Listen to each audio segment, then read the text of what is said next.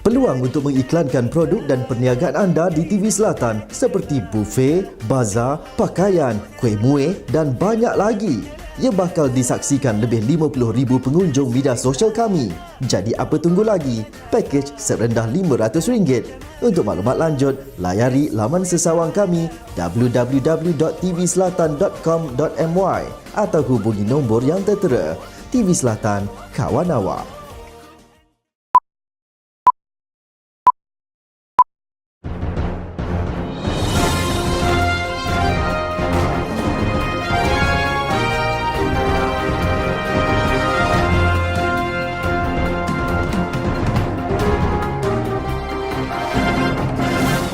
Buletin Selatan 9 Jun 2015. Operasi mencari dua lagi warga Singapura diteruskan hari ini. Tarikh melihat anak bulan Ramadan 16 Jun. Syarikat Malaysia teroka peluang ASEAN. Projek naik taraf lebuh raya Pasir Gudang siap 60%. Dan akhir sekali, Loh raih pingat emas pertama acara wushu. Assalamualaikum dan salam satu Malaysia. Susulan kejadian gempa bumi di Sabah, operasi mencari dua lagi warga Singapura yang masih hilang diteruskan hari ini. Menurut Ketua Polis Daerah Ranau, DSP Muhammad Farhan Lee Abdullah, operasi tersebut yang terdiri lebih daripada 10 anggota dilaporkan mendarat di Laban Rata bermula seawal pukul 6 pagi. Beliau berkata, walaupun terdapat kabut sedikit, namun keadaan cuaca mengizinkan.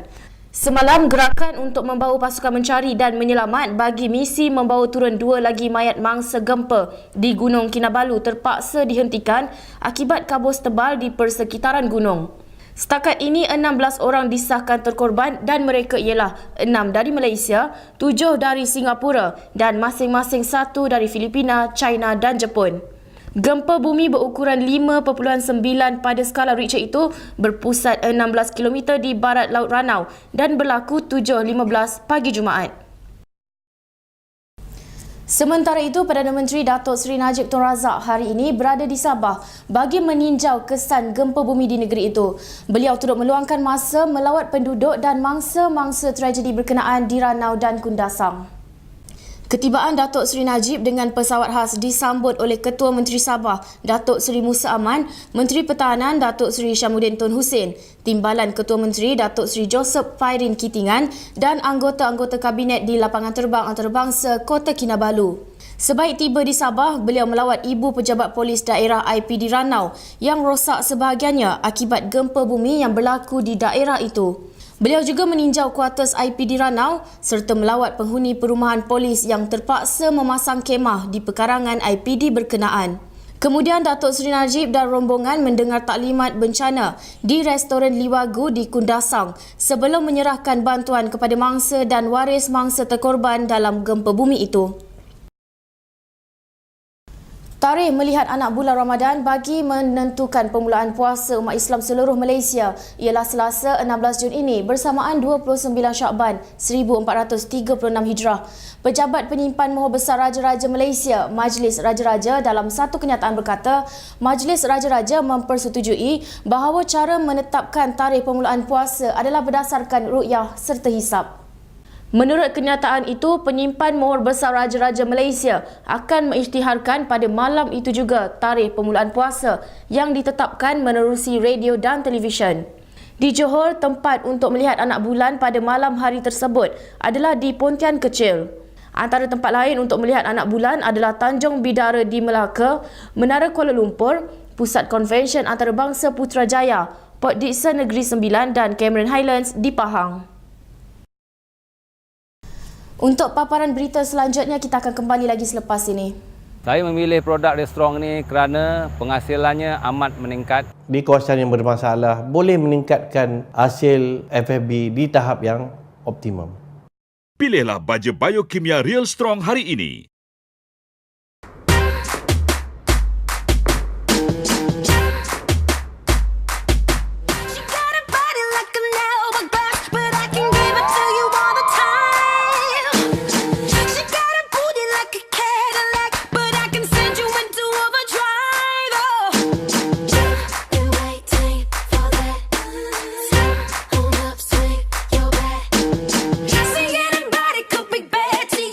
Need a good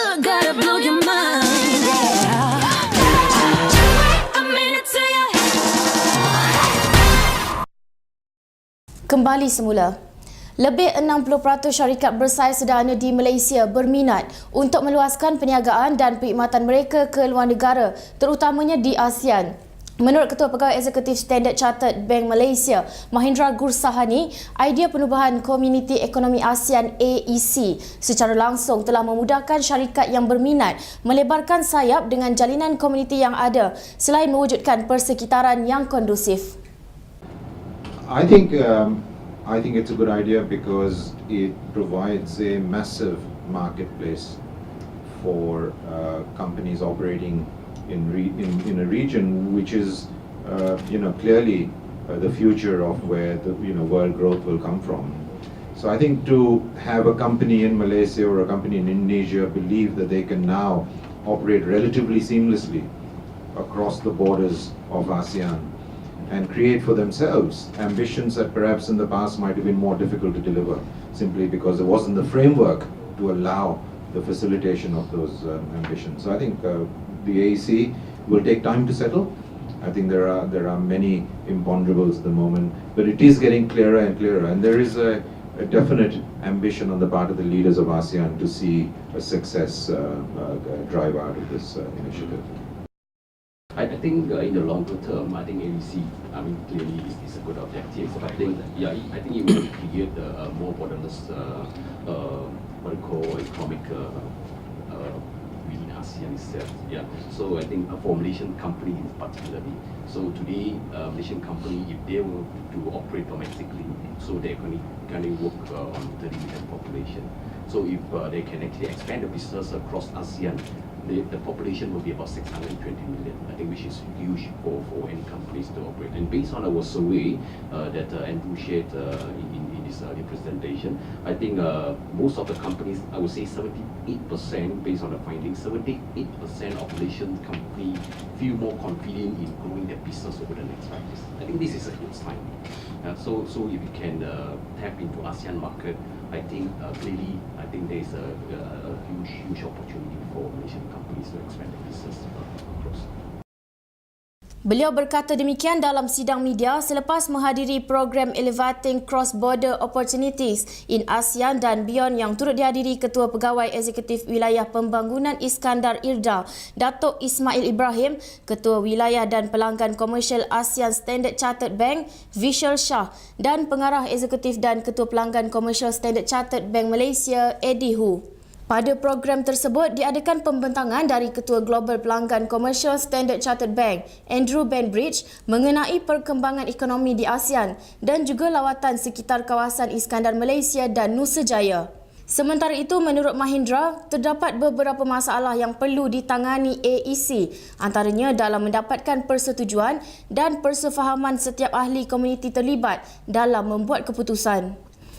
I think the main problems are that it's not easy to get 10 nations to sit across a table and agree every fine detail of laws that clearly have to be robust, have to be relevant, and so it's very heartening to see that the fact that you can have leaders of 10 different nations sit down and understand how forming this union is going to be of benefit to their own populations and their own interests. And I think there will always be this conflict between nationalistic and national interests versus interests that will be for the greater good of the region.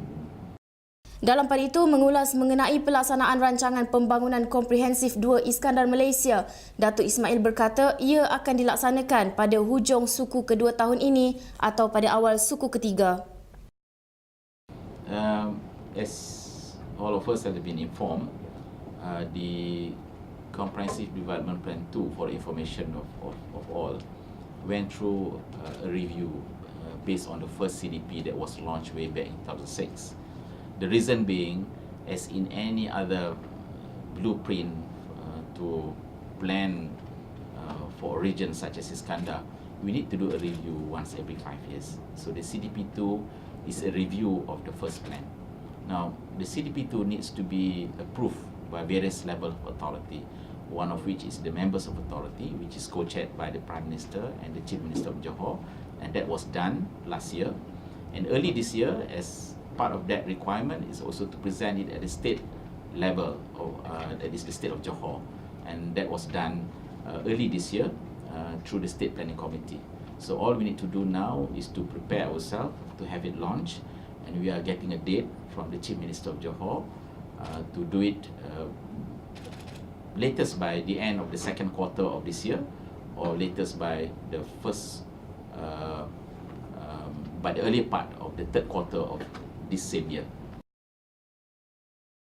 Projek menaik taraf lebuh raya Pasir Gudang Johor daripada 4 lorong kepada 6 lorong telah mencapai 60% dan ia dijangka siap sepenuhnya pada 30 September ini.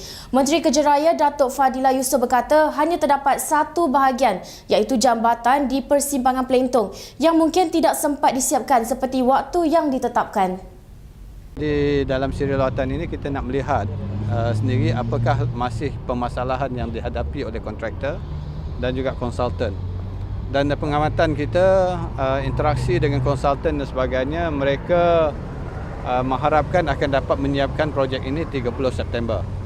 Tapi kita memantau rapat dan daripada pandangan projek director kita dan juga pakar-pakar kita di Jabatan Kejaraya Malaysia dan juga Johor, kita merasakan ada beberapa perkara yang mungkin tak dapat disiapkan pada 30 September. Hanya satu jambatan dan kita tengah berunding dengan kontraktor sama ada portion itu boleh kita serah hak untuk kita lantikkan kontraktor lain buat supaya kontraktor sedia ada dapat menyiapkan apa-apa portion yang diberi keutamaan. Hasrat kita ialah sekurang-kurangnya kita dapat membuka sebahagian daripada jalan ini menjelang sebelum Aidilfitri nanti untuk kemudahan rakyat kita di Pasir Gudang khususnya.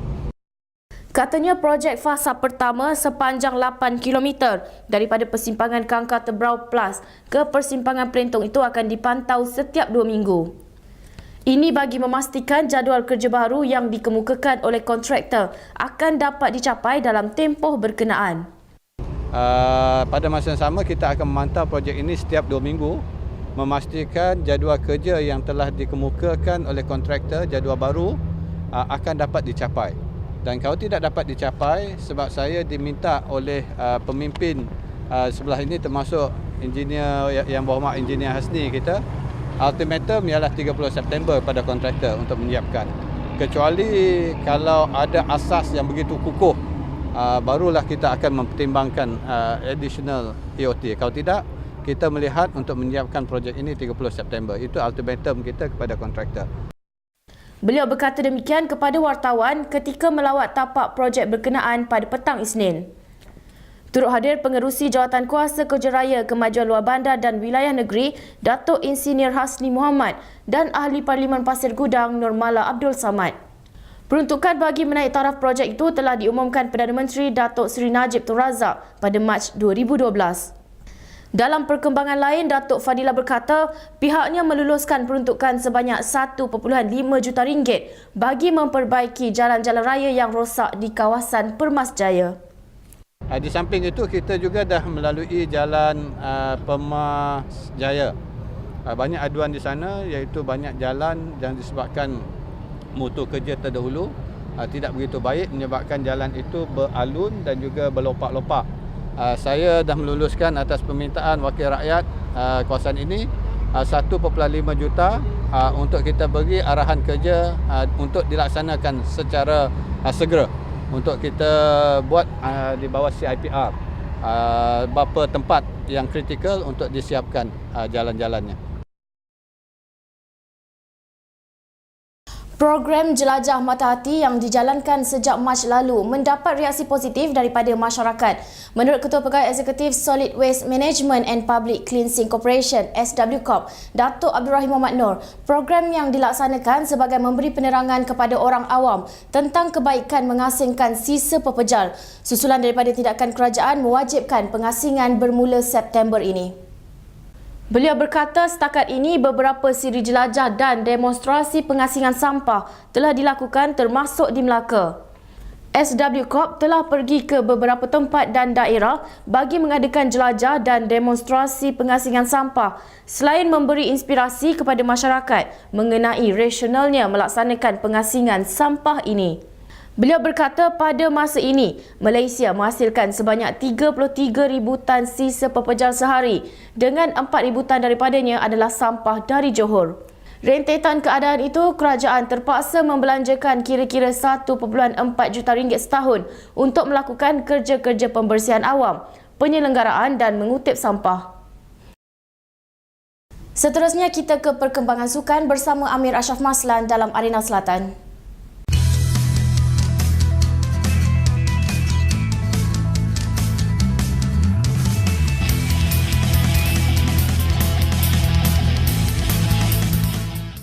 Malaysia terus menguasai acara terjun pada Sukan C Singapura dan menduduki tempat teratas dengan meraih 6 pingat emas, 2 perak. Pasangan Ng Yan Yi dan Nur Dabitah Sabri meraih pingat emas kelima untuk Malaysia melalui acara papan anjal 3 meter berirama wanita di OCBC Aquatic Centre. Pasangan itu mengumpul 252.62 mata untuk mengatasi pasangan Singapura dan pasangan Vietnam.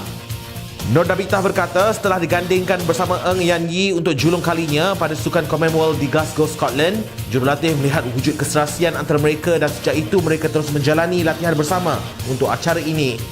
Penerjun berusia 15 tahun itu memenangi pingat emas ketika berpasangan dengan Leong Moon Yi dalam acara platform 10 meter berirama pada Sukan C Myanmar 2013.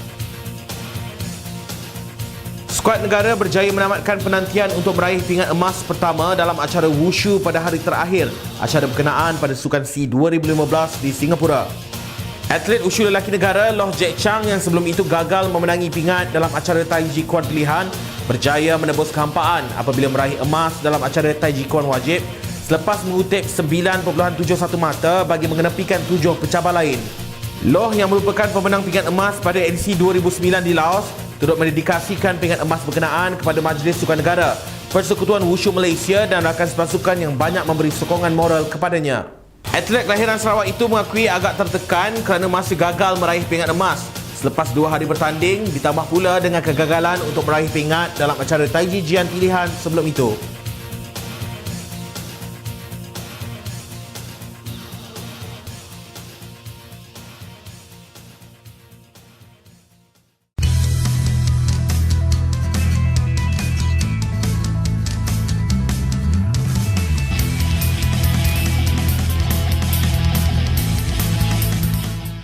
Sekian sahaja edisi Buletin Selatan untuk hari ini. Terus layari kami di www.tvselatan.com.my. Salam takzim.